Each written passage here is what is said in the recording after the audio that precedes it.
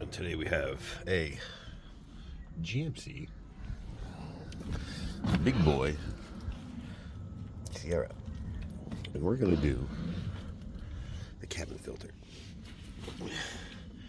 So let's start with, they're usually on this side, but in this big puppy, I mean giraffe, hippopotamus, it's over here.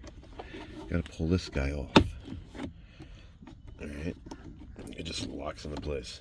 That's it. It's the shock that makes it go slow. Now, push in, pull out, and with both hands, it will fall on the floor. Now, putting it back can be tricky. So there's a flat spot on these, and you have to match the flat spot. So, you see how it goes back in?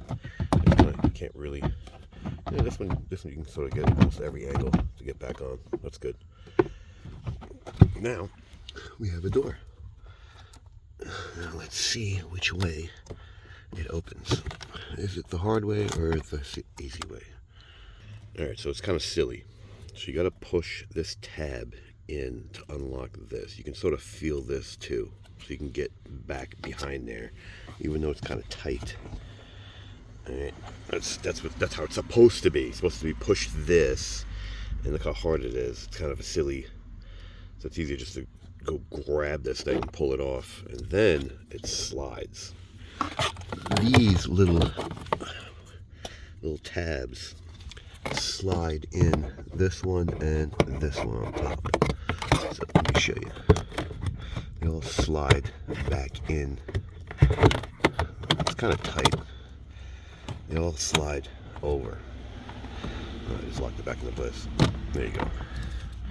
Now, with the airflow going downward, look how tight this is. I think it's just a piece of foam.